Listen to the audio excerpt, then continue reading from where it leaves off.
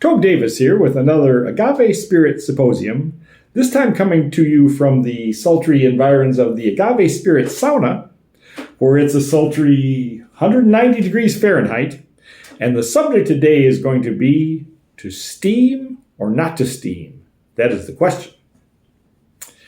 Agave spirits, be they mezcal, tequila, raicilla, or whatever they are all created in basically the same manner, but with dozens and dozens of intrinsic variations of production. Lowland agave piñas, highland agave piñas. Cooked agave piñas then grinded under the massive stone wheel called the tahona in order to extract the agave juice, or some producers will go more hands-on and chop up the cooked agave hearts using an axe or a machete to get the job done.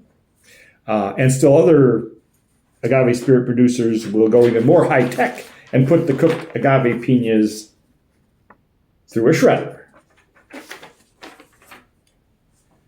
Poor Steve Buscemi. Fermentation comes down to the microbes that are present in the air of the distillery, although some producers will employ brewer's yeast when it comes down to the fermentation of the agave sap. The agave sap then distilled using several different methods. One of them, the old tried and true pot still method, still very serviceable, and other producers will employ the tall cylindrical column stills in order to distill the fermented agave sap. There's even a very good raicilla where the distill was actually embedded into the trunk of a sacred tree. I gotta try that one. But the most heated debate, literally as well as figuratively, on the topic of agave spirit production is how the agave piñas are cooked. Two camps on this debate.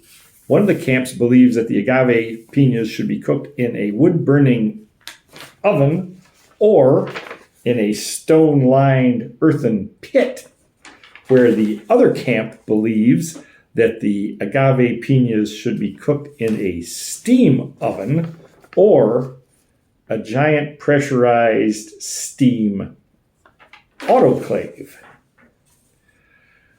The main difference between these two methods is that when you use the steam autoclave method, the agave piñas, and therefore the juice inside the fibers of the agave piñas, never comes in contact with the smoke generated to heat the agave piñas. Some mezcaleros believe that that is sacrilege. Why wouldn't you want your agave spirit to have smokiness in its flavor? Isn't that what mezcal is supposed to taste like?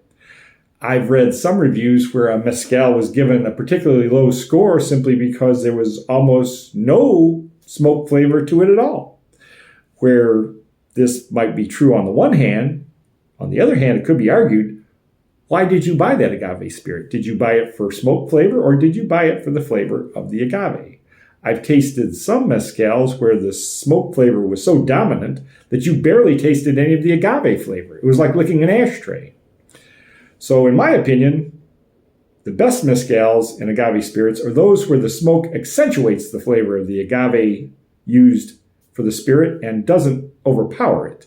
But there's room for both camps. I believe that neither production is necessarily wrong, and each one of them has their supporters. So choose wisely when you pick the one that you prefer and enjoy either one of them responsibly. This is Tobe Davis saying, adios amigo.